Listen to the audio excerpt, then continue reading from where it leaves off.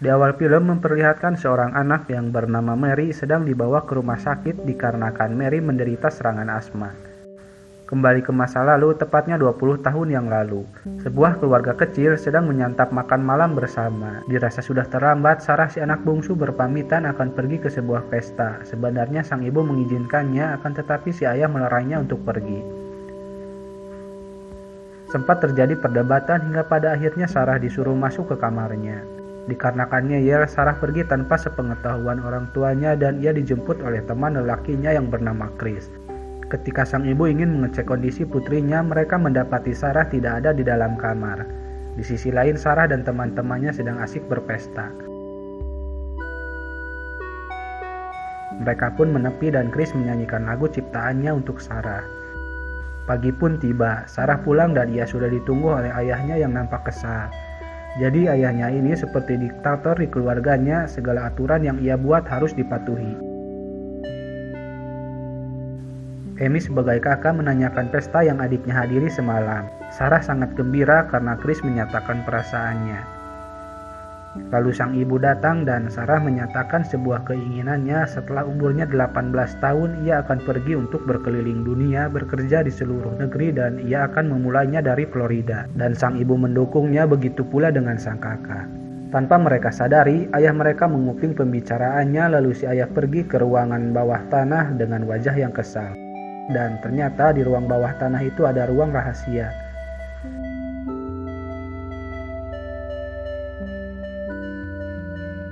Tiga bulan berlalu, sang ibu berpamitan akan pergi ke toko dan di rumah hanya ada Sarah dan ayahnya.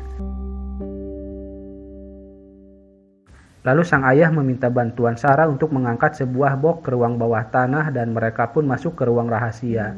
Sarah merasa keheranan karena ia baru tahu tempat itu. Tanpa aba-aba, sang ayah menutup pintu dan mengurung Sarah di dalam bunker rahasia yang kedap suara. Jadi tidak ada yang tahu kalau rumah itu memiliki bunker kecuali ayahnya dan pemilik rumah sebelumnya.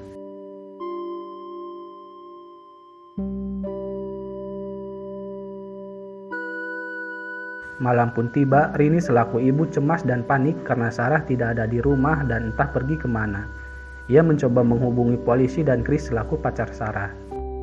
Hari kedua, tiap kali Sarah mencoba membuka sendi pintu, daya yang ada di bunker selalu mati, begitupun alat penyaring udaranya. Hari keempat, Sarah mencoba melarikan diri saat ayahnya masuk ke ruangan itu, namun usahanya sia-sia dan sang ayah menjelaskan peraturannya jika Sarah masih ingin hidup. Dan ia diperlakukan tidak semestinya. Lalu polisi datang dan menginterogasi si Don dan keluarga. Don, si ayah koplok ini, bersandiwara di depan polisi. Ia juga mengatakan tentang rencana Sarah yang ingin berkeliling dunia, namun sang ibu meluruskannya bahwa itu bukan sebuah rencana. Putrinya hanya seorang pemimpi dan ia tidak mungkin pergi tanpa pamit kepadanya. Hari ketujuh, dengan wajah lebam, Sarah selalu merindukan kekasihnya. Ia juga pernah mengatakan berkeinginan untuk pergi ke Florida dengan kekasihnya itu. Di sisi lain, Chris datang untuk mencari tahu tentang keberadaan Sarah. Tetapi sang ayah mengarang cerita bahwa Sarah kabur ke Florida bersama Steve.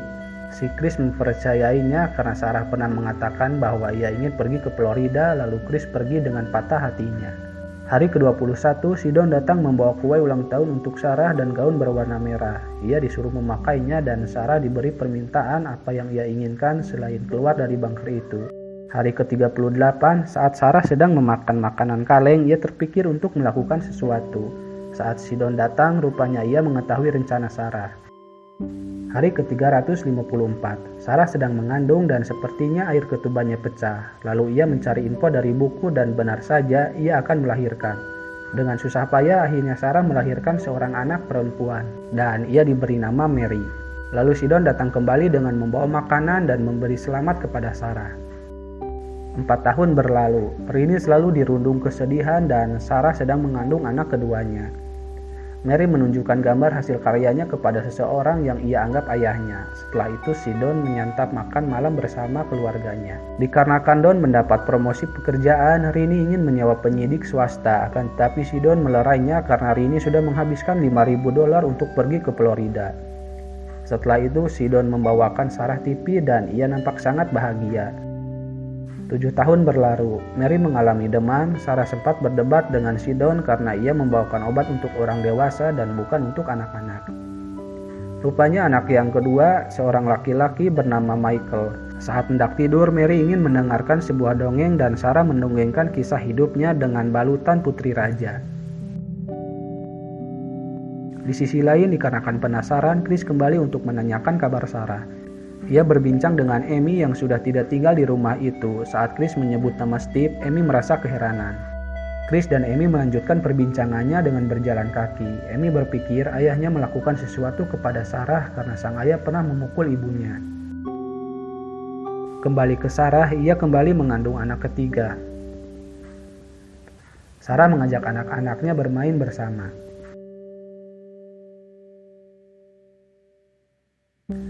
Di sisi lain, Rini menanyakan kenapa Sidon berbohong kepada Chris tentang Steve yang tidak pernah ada.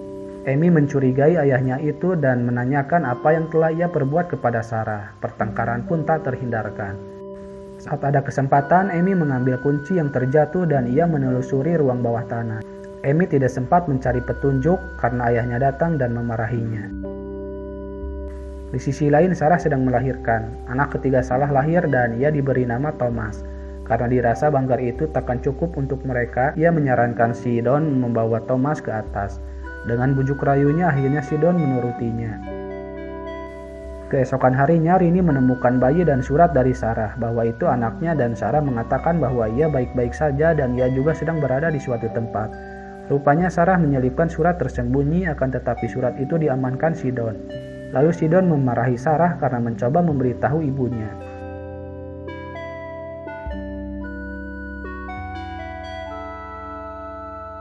Tahun ke-14, Mary yang sudah bisa berdandan dipuji Sidon dan itu membuat Sarah merasa takut. Daya yang ada di bangkar itu mati. Mary merasa sedih sampai kapan ia berada di sana dan juga ia ingin memiliki teman. Mary juga menanyakan bagaimana Sarah bertemu Sidon dan Sarah menjawabnya ia mengenalnya seumur hidupnya.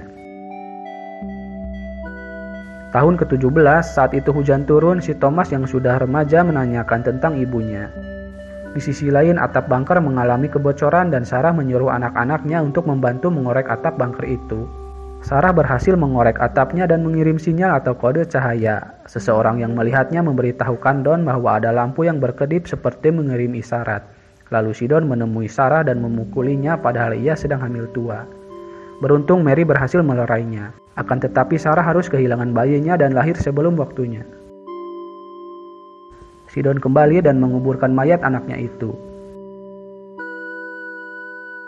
Tahun ke-18, Sidon tak suka jika melihat wajah Sarah nampak murung dan ia mengancam tidak akan turun ke bangker itu jika ia mau.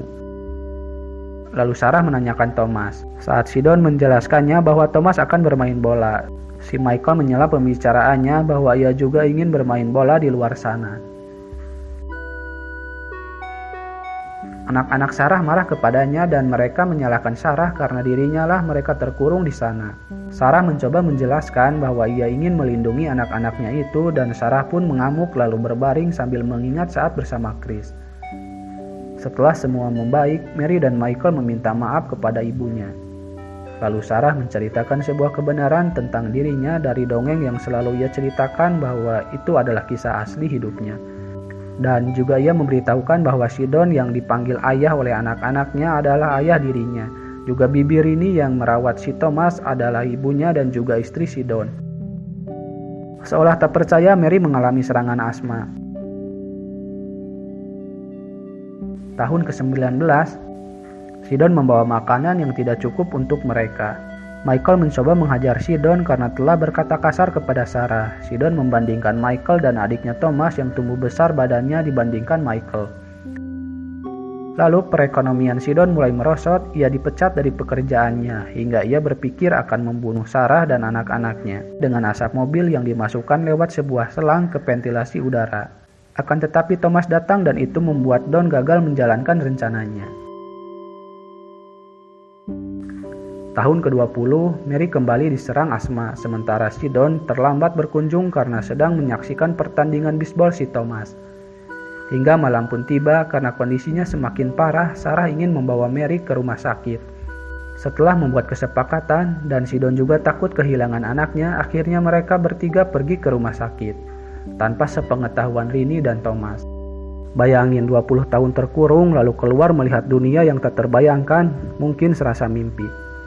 Kembali ke cerita, saat sang dokter menanyakan riwayat penyakit Mary, si dokter merasa ada yang aneh dengan Sarah karena yang selalu menjawab adalah si Don. Sarah meminta izin untuk pergi ke toilet namun Don melarangnya, hingga Sarah menumpahkan air di kertas formulir yang sedang diisi si Don. Saat ada kesempatan, Sarah mencoba mencari si dokter tadi. Tanpa sadar, si Don memanggil nama Sarah di depan si dokter dan entah polisi atau security. Tanpa banyak bicara, Sarah berkata, "Aku butuh bantuan," sambil memeluk si dokter. Si Don akhirnya ditangkap. Sarah dan Mary bisa menghirup udara kebebasan, begitupun dengan Michael. Setelah itu, ketiga anak Sarah bermain bersama, lalu datang Chris yang selalu mengharapkan Sarah, begitupun sebaliknya.